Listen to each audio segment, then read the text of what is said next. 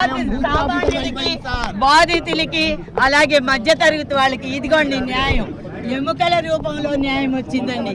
ఇదండి మీరు రాసిన మీరు శ్రమించిన ఈ రాజ్యాంగంకి జోహార్ అండి. జోహార్ జోహార్ అండి అంబేద్కర్ గారు.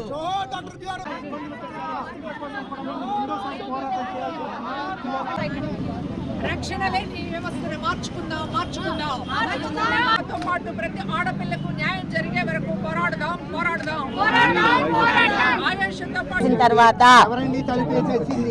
వన్స్ ఖననం చేసిన తర్వాత బాడీని పైకి తీయకూడదు మా మతాచార ప్రకారంగా. కానీ సిబిఐ డిఎస్పి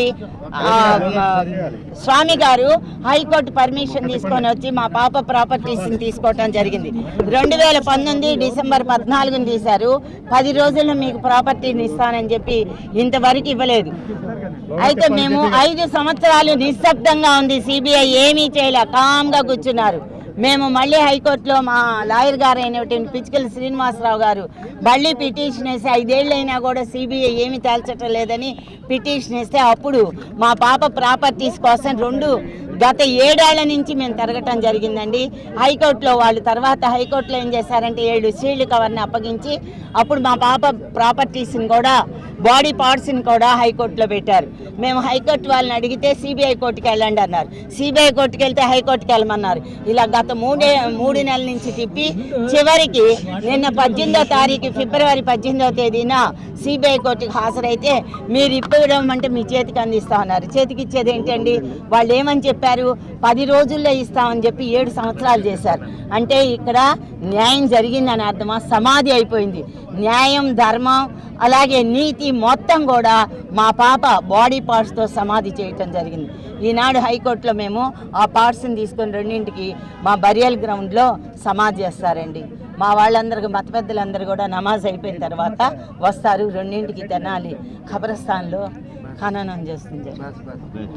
ఇంకొకసారి మాకు ఈ ఇన్ని సంవత్సరాలు 18 సంవత్సరాలు మా ఎన్నంటూ ఉండి పిచ్చుకల శ్రీనివాసరావు గారని మిగతా లాయర్లందరూ కూడా గంగా గారు కానీ విజయవాడ బార్ అసోసియేషన్ మొత్తం మాతో ఉందండి.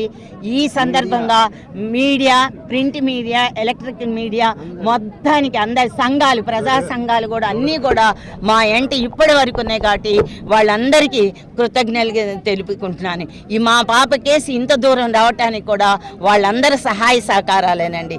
అంతేకాకుండా మాకు ఇంతకుముందు మినిస్టర్, ఎక్స్ మినిస్టరు, తర్వాత ఎమ్మెల్సీ, ఎక్స్ ఎమ్మెల్సీ, అలాగే మహిళా కమిషన్ చైర్మన్ ఎక్స్ఎమ్మెల్సీ దన్నపనేని రాజకుమారి గారు కూడా మాతో ఇప్పటి వరకు కూడా వెన్నంటున్నారండి. ఆమెకు కూడా మీ అందరికీ కూడా మా కృతజ్ఞతలని మా కుటుంబం తరపున, మా పాప తరపున మీ అందరికీ కృతజ్ఞతలు తెలుపుతున్నానండి. సమసిపోలేదు. ఇంకా మీరు మాకు తోడు ఉండాలండి. మా పోరాటం చివరి వరకు తోడు ఉండాలి మీరందరూ. అదే కోరుకుంటున్నాం. మీ అందరికీ చాలా థ్యాంక్స్ అండి. చాలా థ్యాంక్స్. మాకు వెన్నంటి వచ్చారు. చాలు. Thank you.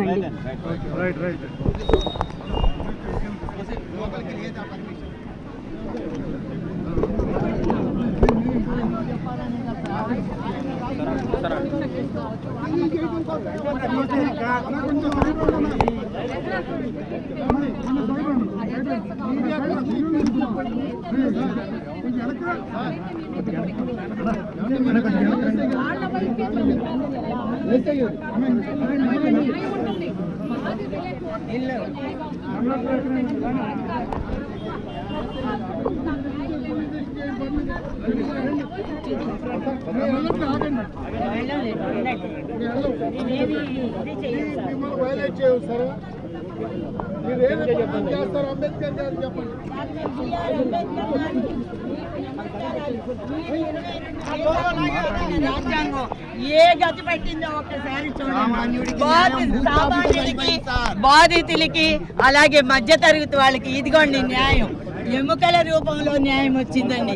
ఇదండి మీరు రాసిన మీరు శ్రమించిన ఈ రాజ్యాంగంకి జోహార్ అండి. జోహార్ జోహార్ అండి అంబేద్కర్ గారు.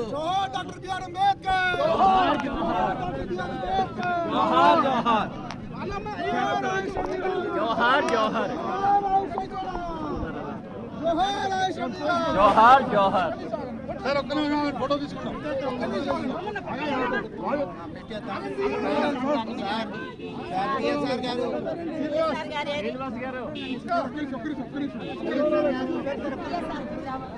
ఫోటో రాలేదు.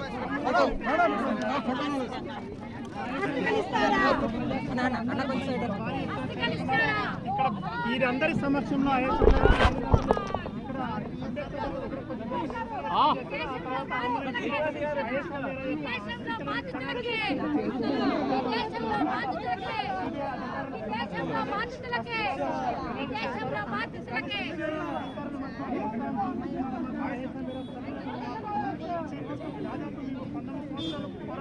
మా బిడ్డకు న్యాయం చేయలేదు.